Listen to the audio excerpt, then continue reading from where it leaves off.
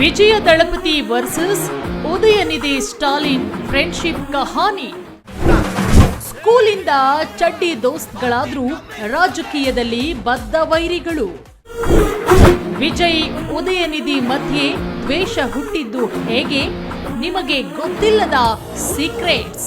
மாண்புமிகு பேரவைத் தலைவர் அவர்களும் மாண்புமிகு முதலமைச்சர் அவர்களும் இன்னைக்கு எதிர்க்கட்சி தலைவராக இருக்கிற நானும் ஒரே காலேஜ்ல படிச்ச ஓல்டு ஸ்டூடெண்ட். ஒரே காலேஜ்ல நாம படிச்சிருந்தாலும் அரசாங்கத்தை நடத்துறதுல திமுக தான் சீனியர் பேட்ச். இது உங்களுக்கு தெரியும். 1967 ஆட்சிக்கு வந்தது திமுக தான். நாங்க தான் சீனியர்ஸ். அந்த அடிப்படையில எங்களுடைய நாலேஜையும் எக்ஸ்பீரியன்ஸையும் நாங்க ஷேர் பண்ணிக்க ரெடியா இருக்கோம். அதை ஏத்துக்க நீங்களும் தயாராக இருங்க. ಓದಿದ್ದು ಒಂದೇ ಶಾಲೆ, ಓದುವಾಗ್ಲೇ ಇಬ್ಬರು ಆತ್ಮೀಯ ಸ್ನೇಹಿತರು. ಆದ್ರೆ ರಾಜಕೀಯಕ್ಕೆ ಬಂದ್ಮೇಲೆ ಇಬ್ಬರು ಬದ್ಧ ವೈರಿಗಳಾದ್ರೆ ಹೇಗಿರುತ್ತೆ? ಅದೊಂದು ರೀತಿ ಸ್ನೇಹಿತರ ಸವಾಲ್ ತರ ಕಾಣುತ್ತಲ್ವಾ? ಈಗ ದ್ರಾವಿಡರ ನಾಡಿನ ರಾಜಕಾರಣದಲ್ಲಿ ಅದೇ ಆಗಿದೆ. ಚಿಕ್ಕವರಾಗಿದ್ದಾಗ ಆಟಪಾಠದಲ್ಲಿ ಜೊತೆಗಿದ್ದ ಸ್ನೇಹಿತರು ಈಗ ಬದ್ಧ ವೈರಿಗಳಾಗಿ ಎದುರಾಗಿದ್ದಾರೆ.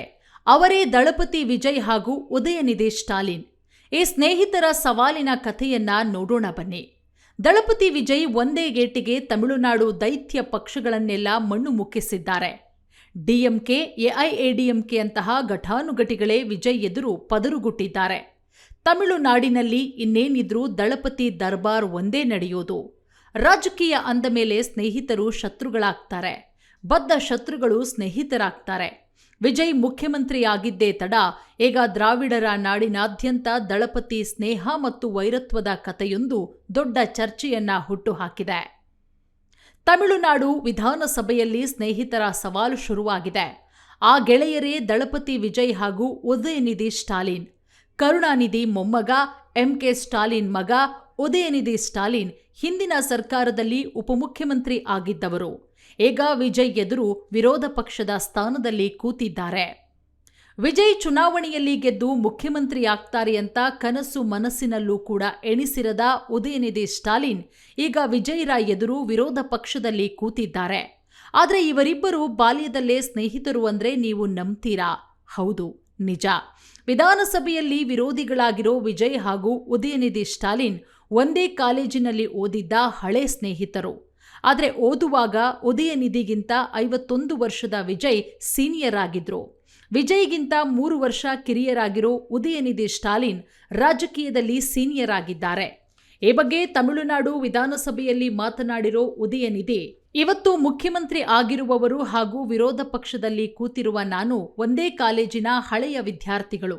ಆದರೆ ಸರ್ಕಾರ ನಡೆಸೋದ್ರಲ್ಲಿ ಡಿಎಂಕೆ ಸೀನಿಯರ್ ಬ್ಯಾಚ್ ಎನ್ನುವುದು ನಿಮಗೆಲ್ಲ ಗೊತ್ತಿದೆ. 1965ರಲ್ಲಿ ಡಿಎಂಕೆ ಅಧಿಕಾರಕ್ಕೆ ಬಂದಿತ್ತು. ಹಾಗಾಗಿ ನಾವೇ ಸೀನಿಯರ್ಸ್. ಆ ಲೆಕ್ಕದಲ್ಲಿ ನಮ್ಮ ಜ್ಞಾನ ಹಾಗೂ ಅನುಭವ ಹಂಚಿಕೊಳ್ಳಲು ಸಿದ್ಧರಿದ್ದೇವೆ. ಅದನ್ನು ಸ್ವೀಕರಿಸಲು ನೀವು ಸಿದ್ಧರಾಗಿರಿ ಎಂದಿದ್ದಾರೆ. ಚೆನ್ನೈನ ಲೋಯೋಲಾ ಕಾಲೇಜಿನಲ್ಲಿ ವಿಜಯ್ ಓದಿದ್ರು.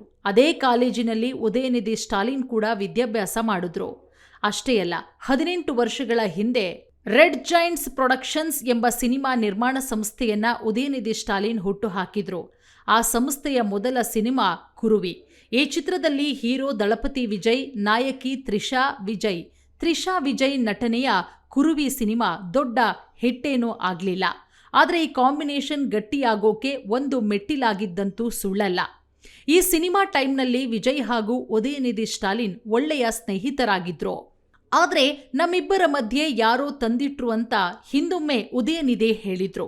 ಹೇಗಾಗಿ ಹಿಂದೊಮ್ಮೆ ಆಪ್ತ ಸ್ನೇಹಿತರಾಗಿದ್ದವರು ಈಗ ರಾಜಕೀಯ ಎದುರಾಳಿಗಳಾಗಿದ್ದು, ವಿಜಯ್ ಹಾಗೂ ಉದಯನಿಧಿ ಸ್ಟಾಲಿನ್ ಪೈಪೋಟಿ ಹೇಗಿರುತ್ತೆ ಅನ್ನೋ ಕುತೂಹಲ ಇದೆ.